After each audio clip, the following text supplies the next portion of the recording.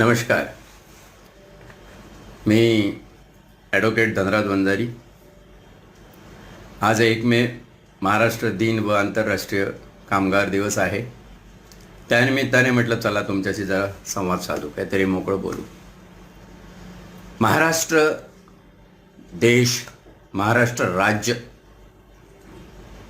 महाराष्ट्रात हिंदवी मराठी साम्राज्य या सगळ्या संकल्पना डोळ्यासमोर येतात. आपण महाराष्ट्र दिन म्हटलं की नेमकं काय आहे महाराष्ट्राचं, असं वैशिष्ट्य काय आहे? म्हणजे ज्या काळामध्ये कुठेही संपूर्ण भारतामध्ये विजुगिषु वृत्ती, म्हणजे मी स्वतःचं राज्य, स्वतःचा राजा म्हणून एक सत्ता प्रस्थापित करू शकेल असं कुठेही दिसत नव्हतं. अशी परिस्थिती संपूर्ण भारतवर्षावर आली होती.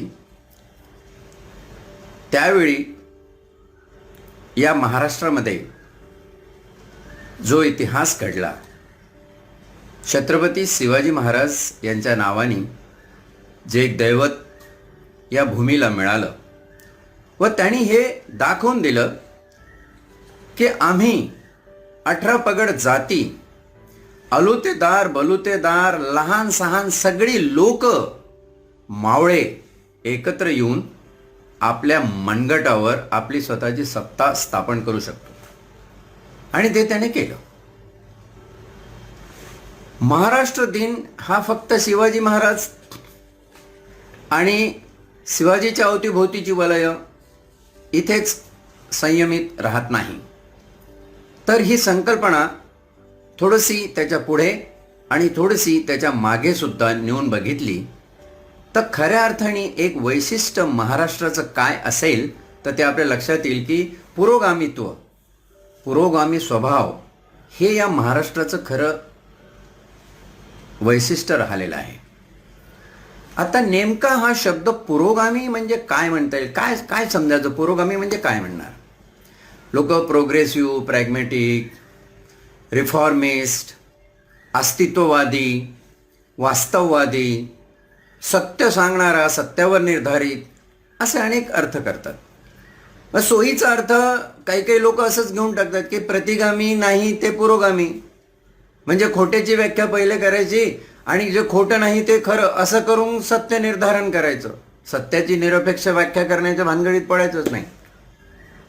हा जो प्रकार आहे तो आपण पुरोगामी शब्द नेमका काय आहे, काय सांगतो आणि खऱ्या अर्थाने महाराष्ट्राचं पुरोगामित्व कशात आहे हे आपण आज थोडंसं समजून घेणार आहोत. मोठी मजेशीर कल्पना आहे की पुरोगामी म्हटला की असं वाटतं काहीतरी कोणीतरी खूप मोठा सत्य परखड कथन करणारा, सांगणारा, खूप प्रोग्रेसिव्ह. आणि हल्लीच्या काळात पुरोगामी होणं म्हणजे गुन्हा झाला की काय अशी परिस्थिती आहे. कारण पुरोगामी हा प्रतिगाम्याचा विरोधक समजला जातो विनाकारण. प्रतिगाम्यांना असं वाटतं की आमच्या सगळ्या अर्थसत्तेवर, आमच्या धर्मसत्तेवर, आमच्या राज्यसत्तेवर हे लोक घाला घालत आहेत. पण हे लोक असा काही घाला घालत नाही. हे उलट तुम्हाला एक दृष्टी देतात, एक दृष्टिकोन देतात. जीवनाकडे, स्वतःकडे वास्तववादी, अस्तित्ववादी नजरेने मानवाला बघण्याचा एक दृष्टिकोन देतात. असा दृष्टिकोन जर या महाराष्ट्रात सर्वप्रथम कोणी दिला असेल, अतिशय विपरीत अशा धर्मांध परिस्थितीमध्ये प्रतिगाम्यांचा विरोध पत्करून स्वतःच्या जीवाचं बलिदान देऊन जर कोणी दिला असेल तर मला वाटतं संत ज्ञानेश्वरांनी दिला. कारण पुरोगामित्व हा शब्दच मुळात संत प्रवृत्तीबरोबर जातो. संत तसं पाहायला गेलं तर कोण होते हो? ज्ञानेश्वरापासून अगदी संत गाडगे बाबापर्यंत जर तुम्ही इतिहास बघितला तर संत ते होते ज्यांनी जसं आहे तसं वास्तववादी जीवन तुमच्यासमोर ठेवलं आणि तुम्हाला सांगितलं. कधी कधी मोठी कमाल वाटते की त्यांनी विज्ञानाचे सुद्धा दाखले तुम्हाला दिलेले आहेत. आपण महाराष्ट्राच्या पुरोगामित्वावर बोलत आहोत हे विसरता कामा नये. आपण येणार आहोत. पण ज्ञानेश्वराला मी मूळ अशासाठी संबोधतो की ज्ञानेश्वरीची रचना जी प्राकृत भाषेमध्ये आहे, संस्कृतात करता आली असती, पण संस्कृतात जर केली असती तर 5-7% लोकांच्या वरती लोकांना वाचता आली नसती. कारण त्यावेळी वाचन करणं, लिहिणं, वाचणं, शिक्षण घेणं हे बहुजनांना आणि बाकी इतर लोकांना, दलितांना शक्यच नव्हतं. प्राकृत म्हणजे खडी भाषा, लोकांची जनभाषा. त्या भाषेमध्ये ज्ञानेश्वराला ती ज्ञानेश्वरी लिहावीशी वाटती. याच्यामध्ये खरं तर ज्ञानेश्वराचा पुरोगामी विचार दडलेला आहे आणि सत्य सांगण्याचा विचार तर आहेच आहे. आता ज्ञानेश्वरीवर प्रवचन असतं तर गोष्ट वेगळी असती, पण एक छोटासा ज्ञानेश्वरीतला दाखला की आणि उद्ध्वस्ताचेणी प्रमाणे जैसे न चालता सूर्याचे चालणे तैसे नैष्कर्मत्वची जाणे कर्मेणी असता. न चालता सूर्याचे चालणे. ज्ञानेश्वरीच्या लिखाणाचा काळ साधारण 13वे शतक, म्हणजे 13व्या शतकाचा उत्तरार्ध, 1291 ते 1292 असं निर्धारित करता येऊ शकतं. त्या काळामध्ये ज्ञानेश्वरांनी एक वैज्ञानिक सत्य सांगितलं की सूर्य हा स्थिर आहे, पृथ्वी त्याच्या भोवती फिरते. त्याच्या आधीचा संदर्भ होता की पृथ्वी स्थिर आहे आणि सूर्य त्याच्या भोवती फिरतो. हे सत्य कसं धर्मसत्तेला आडवं आलं, त्याचं अतिशय सोपं आणि चांगलं उदाहरण जर बघायचं असेल तर ज्ञानेश्वरानंतर साधारण 250-300 वर्षांनी जेव्हा कोपर्निकसनी हे सांगण्याचा प्रयत्न केला, गॅलिलिओला सुद्धा आपले प्राण गमवावे लागले. साधारण 1510 किंवा मग 1643 वगैरे असा तो काळ आहे गॅलिलिओ आणि कोपर्निकसचा, ज्यांनी प्रयोगाच्या साहाय्याने सिद्ध करून दाखवलं. पण तिथंही त्यांना कालकोठडी आणि विषप्रयोगाला सामोरं जावं लागलं. कारण धर्म मार्तंड हे जे बिरुद फक्त पैठणलाच नव्हतं तर पाश्चात्यांमध्ये सुद्धा ह्या धर्मसत्तेची अशीच दादागिरी होती. आणि त्या धर्मसत्तेच्या दादागिरीने त्यावेळच्या पुरोगामी सत्य सांगणाऱ्या लोकांचा बळी घेतला. म्हणून ज्ञानेश्वराची चिरंजीव समाधी ही कितपत खरी आहे याच्यावर प्रश्नचिन्ह निर्माण होतं. आणि जर खरी नसेल तर त्याच्या बाजूला हाही प्रश्न पडतो की ज्ञानेश्वरांनी आपलं कार्य संपलं म्हणून जर निजधामी जातो म्हणून सांगितलं असेल तर 6 महिन्यातच तिन्ही भावंड कशी काय निजधामी गेली? सोपं आहे अहो महाराज, सोपं आहे. तुम्हाला हेच तर समजत नाही. देवाचे अवतार नव्हते का ते, म्हणून गेले? अच्छा, ते विष्णूचे अवतार होते म्हणून गेले. मग तुमच्या खानदानी दासभाऊ तर कोणी विष्णूचा अवतार नाही झाला इतके 750 वर्षात? कोणी नाही चिरंजीव समाधी घेतली? ज्ञानेश्वरालाच ती घ्यावीशी वाटली? हे सगळे प्रश्न पडतात जेव्हा आपण महाराष्ट्राचं पुरोगामित्व बघतो तेव्हा. लक्षात घ्या, महाराष्ट्र हा पुरोगामी देश आहे, पुरोगामी राज्य आहे असं आपण जेव्हा म्हणतो तेव्हा त्याचा बेस, त्याचा पाया कुठे आहे ते आपल्याला जरा बघायला पाहिजे. त्यानंतरचे जे परखड सत्य सांगणारे, सत्याचे आसूड असत्याच्या पाठीवर ओढणारे जर कोणी आले असतील तर ते तुकाराम महाराज. जसं ज्ञानेश्वराला अवघं 21-22 वर्षाचं आयुष्य मिळालं तसं यांनाही फक्त 42 वर्ष जगता आलं. कारण त्यानंतर त्यांचं वय कुंठित करण्यात आलं आणि वैकुंठाला गेले. मलाही वाटायचं सुरुवातीला वैकुंठाला असं जातात, पुष्पक विमान येतं, पण आजपर्यंत साधारण 400-450 वर्षात पुष्पक विमान कधी आलंच नाही. ह्याचे नातेवाईक मात्र जे आम्हाला सांगतात त्या प्रतिगामीचे त्या धर्मसत्तेचे नातेवाईक मात्र जर कुठे ॲडमिट झाले, तब्येत खराब झाली तर व्हेंटिलेटरवर 90-92 वर्षाची होईपर्यंत जगत राहतात. तिथं पुष्पक विमान येत नाही. पण तुकारामाच्या वेळी मात्र पुष्पक विमान आलं होतं. या भ्रमावर समाज जगत आलेला आहे आणि हा भ्रमनिरास काढण्यासाठी ज्या विचारांची पेरणी झाली ते विचार माझ्या मताने खरे पुरोगामी विचार आहेत. ज्ञानदेवे रचिला पाया तुका झालाचे कळस हे जे बहिणाबाई म्हणते, ज्ञानदेवानी रचलेल्या पायावर हळूहळू 250-300 वर्षांनी समाजामध्ये तुकारामाच्या आल्याने एक शास्त्रतेज निर्माण झालं. आणि म्हणूनच याच काळामध्ये छत्रपती उदयास आले. जसा टीनेजमध्ये हा प्रकार घडला, ज्ञानेश्वराच्या बाबतीत हे टीनेजमध्ये घडलं. तुमची कुमार अवस्था पौगंडावस्था, ज्या अवस्थेमध्ये सर्व विचारांचे घुमारे येतात, बौद्धिक आणि भावनिक, बुद्ध्यांक आणि भावनांक या दोन्हीचा ज्या ठिकाणी कस लागतो, असं ते वय तुम्हाला परत एकदा छत्रपती शिवाजी महाराजांच्या रूपाने बघायला मिळतं. कारण आपल्या डाव्या हाताची करंगळी उजव्या हातात तलवार घेऊन कापून 10 ठेंब रक्ताचा रक्ताभिषेक शंकराच्या पिंडीवर करणारा शिवराय हा टीनेज होता. ज्ञानेश्वरी लिहिणारा ज्ञानेश्वर ही टीनेज होता. हे आपण समजून घ्यायला पाहिजे. छत्रपती शिवाजी महाराजांनी जे राज्य निर्माण केलं, आम्ही कुठपर्यंत गेलो? त्याचा राज्याभिषेक होऊ नये म्हणून ते कुठल्या वंशाचे होते? तर सिसोदिया वंशाचे होते. आणि सिसोदिया वंश हा शूद्र वंश आहे. शूद्राला राजा म्हणून घेण्याचा अधिकार नाही आहे, इथपर्यंत प्रतिगाम्यांची मजल गेली. पण तरीही शिवाजी महाराज त्यांच्या आपलपोट्या वृत्तीचा फायदा घेऊन त्यांच्या कुठल्याही दडपणाला बळी न पडता स्वतःचा दुसऱ्यांदा का होईना राज्याभिषेक करून मोकळे झाले. आणि म्हणूनच आज आपण हे बिरुद पुरोगामी महाराष्ट्र हे इतकी वर्ष मिरवत आहोत. हा बेस आपल्या लक्षात आल्यानंतर दिसतं की महात्मा फुले अनन्यसाधारण महत्त्व आहे. जर महात्मा फुले नसते तर शिवाजी महाराज समजलेच नसते. ज्या पेशवाईच्या काळात शिवाजी महाराजांची संपूर्ण त्यांच्या इतिहासाची राखरांगोळी झाली, इतकं की त्यांची समाधी कुठे आहे हे कोणाला माहीत नाही, अशावेळी फुल्यांनी ती शोधून काढावी. फुल्यांनी शिवाजी महाराजांची जयंती साजरी करावी. खऱ्या अर्थाने शिवाजी महाराजांना पुनर्जीवित केलं असेल तर ते फुल्यांनी. आणि फुल्यांनी खरा हा पुरोगामी विचार मांडला. तो छत्रपती शाहू यांच्या रूपाने अनेक सामाजिक परिवर्तनामध्ये कामाला आला. छत्रपती शाहूंनी राज्यकारभार आणि समाजकारण यांची सांगड घालत एक पुरोगामी विचारांचा असा आदर्श या महाराष्ट्राला दिला की जो आपल्याला नाकारता येत नाही.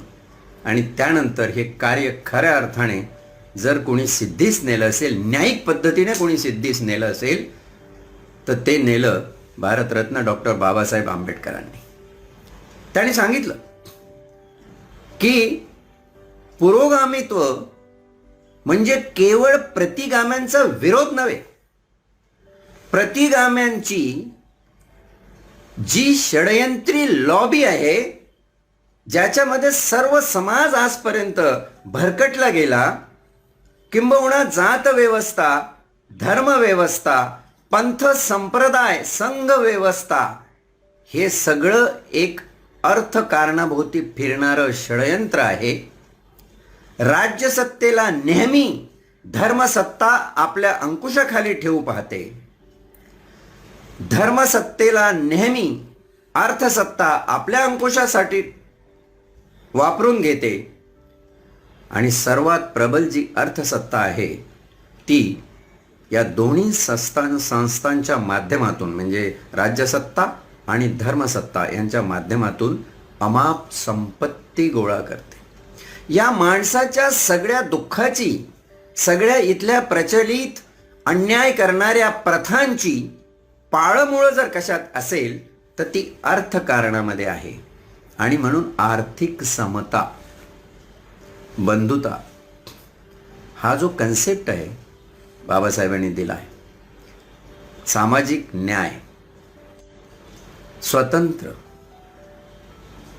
मनाने विचार मांडण्याची मुभा, या ज्या सगळ्या तुम्ही गोष्टी बघितल्या तर तुम्हाला इथे परत एकदा आपले महाराष्ट्रातले सगळे संत, महाराष्ट्राच्या बाहेर गेलं तर आपण कबीरापर्यंतही जाऊ शकतो, संतांनी मुळात हेच काम केलं. म्हणून मी नेहमी सांगत असतो एका वाक्यात, संतांची व्याख्या करायची. कोण संत कोणाला म्हणायचं? सत्याचा पाहू जाई अंत ते खरे संत. आता सत्याचा अंत पाहणे म्हणजे आपोआप असत्याच्या वरती प्रहार करणे झालं.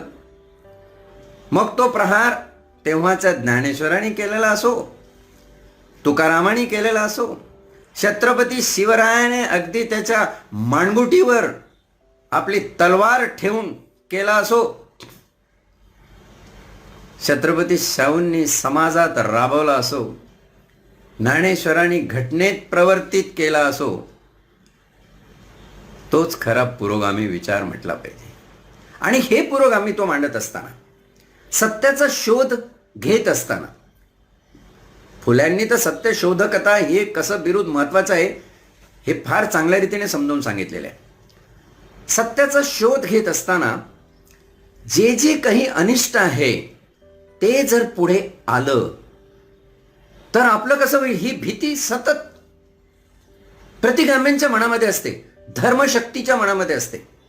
म्हणून ज्या पैठणच्या धर्ममार्तंडांनी ज्ञानेश्वरावर फतवा बजावला की तुला शुद्धीपत्र घ्यायला पाहिजे, तेही शुद्धीपत्र या अटीवर घ्यायला पाहिजे की तुम्ही निर्वंश व्हायला पाहिजे, तुम्ही तुमचा वंश जर पुढे चालवला तर संन्यासाची मुलं म्हणून आमचा मानव वंश बाटेल, म्हणून तुम्ही वंश चालवू शकत नाही. हे असे जे फतवे होते, हे फतवे मुळात तुम्हाला नामशेष करणारेच होते. फुल्यांच्या काळातही त्यांच्यावर तसे अन्याय झाले. हे सगळे संत अल्पायुष्य का झाले? 52व्या वर्षी छत्रपती मृत्युमुखी पडतात. एक राजा, त्याचं इतका जाज्वल कीर्ती उजळ केलेला राजा, 52 वर्ष त्याचं वय असावं का? कुठंतरी आपल्याला प्रश्न पडतो की अरे नाही, काहीतरी इथे भानगड आहे, काहीतरी प्रॉब्लेम आहे. आणि म्हणून शिवाजी इन भीमनगर मोहल्ला हे जे एक नाटक मध्यंतरी आलं होतं ते फार उद्बोधक आहे या दृष्टीनं. अल्पायुषी का होतात ही माणसं? बरं, झाली नाही अल्पायुषी तर त्यांचा त्रास होत असेल तर मुद्दाम त्यांना मारलं जातं. म्हणजे महाराष्ट्रातले हे 2 दाभोळकर आणि पानसरे, त्यानंतर कर्नाटकातले कलबुर्गी आणि गौरी लंकेश यांचे मृत्यू बघितले तर खरं तर ह्यांचा जो विचार होता तो विचार प्रतिगाम्यांचं षडयंत्र उघडं पाडणारा विचार होता आणि ते यांना चालणार नव्हतं, म्हणून त्यांना तुम्ही मारलं. पण तरीही पिढ्यानपिढ्या, हजारो वर्ष ज्या ज्यावेळी या धर्मांध शक्ती, ज्या ज्यावेळी प्रतिगामी आपला वर्चस्मा या समाजावर लादतील, त्यावेळी आपल्या आयुष्याची, आपल्या जगण्याची, आपल्या संपूर्ण जीवनाची रिस्क घेऊन सत्य सांगणारे मात्र सांगत राहतील. ते ज्या भूमीत उगवतात ती भूमी म्हणजे ही महाराष्ट्राची भूमी आहे. महाराष्ट्राचं पुरोगामित्व हे पुरोगामित्व नुसतं बेगडी नसून आपण सांगितलेल्या सत्याची किंमत मोजायला तयार असणारं जे जनमन आहे ते या महाराष्ट्रामध्ये तुम्हाला क्षणोक्षणी पदोपदी दिसून येतं. आणि हेच खरं महाराष्ट्राचं पुरोगामित्व आहे. मला वाटतं आज आपण महाराष्ट्र दिन हा खऱ्या अर्थाने साजरा करायचा असेल तर महाराष्ट्रातलं पुरोगामित्व लक्षात घेतलं पाहिजे. ज्या महापुरुषांनी यासाठी कष्ट उपसले, ज्या कोणी सत्य निक्षून सांगण्यासाठी आपल्या जीवाची आहुती दिली, त्यांचंही स्मरण केलं पाहिजे. महाराष्ट्र दिन आंतरराष्ट्रीय कामगार दिन म्हणून ओळखला जातो. त्यामध्ये कामगाराच्या कल्याणाचे कायदे ज्या डॉक्टर बाबासाहेब आंबेडकरांनी केले त्यांना तर आपण विसरू शकत नाही. परंतु महाराष्ट्र दिन हा नुसतं एक उत्सव, एक मजा, ढोलताशे, वेगवेगळे पेहराव आणि मिरवणुका यापुरता सीमित राहू नये. तर महाराष्ट्र दिन हा एक पुरोगामी विचारांचा जागर करण्याचा दिवस आहे असं समजावं. व ज्या ज्या लोकांनी सक्षमपणे अप्रत्यक्ष किंवा प्रत्यक्षरित्या हे पुरोगामित्व जपण्यासाठी आपल्या प्राणांची आहुती दिली, मला वाटते त्यांचं स्मरण करणं म्हणजे खऱ्या अर्थाने महाराष्ट्र दिन साजरा करणं असं मला वाटतं. माझी मनापासून कळकळीची अशी एक विनंती आहे तुम्हा सर्वांना. जे लोक आज ऐकतायत, जे लोक या लाईव्ह फेसबुकमध्ये माझ्याबरोबर जोडलेले आहेत, आपण माझ्यावर असंच प्रेम दाखवता मन अगदी भरून येतं. खूप सुंदर छान कॉमेंट्स तुम्हा लोकांचे असतात. तशा आजच्या या विषयावर जो तुम्ही मला कॉमेंट पाठवाल याची पूर्ण शाश्वती आहे. आपण असंच भेटत राहू. कधीतरी एखादं प्रवचन ज्ञानेश्वरीवर, कधीतरी एखादा अध्याय तुकारामाचा, कधीतरी एखादी ओवी नामदेवाची, असा हा प्रवास आपण करणार आहोत. संत साहित्य परिषदेच्या पार्श्वभूमीवर जे माझं भाषण झालेलं होतं त्याच्यावर अनेक टीका टिप्पणी आल्यात, परंतु सरतेशेवटी काही गोष्टींचा विजय तिथेही झाला की सत्याचा पाहू जाई अंत, तेच खरे संत. ही जी संतांची एक नवीन परिभाषा या प्रगाढ परंपरा लागलेल्या महाराष्ट्राला आपण देण्याचा मनापासून प्रयत्न करूया आणि पुरोगामित्व या महाराष्ट्राचं आपल्या प्राणपणाने जपूया. सर्वांना त्यासाठी परमेश्वर शक्ती देवो, बळ देवो, अशी अपेक्षा करतो व इथेच थांबतो. धन्यवाद.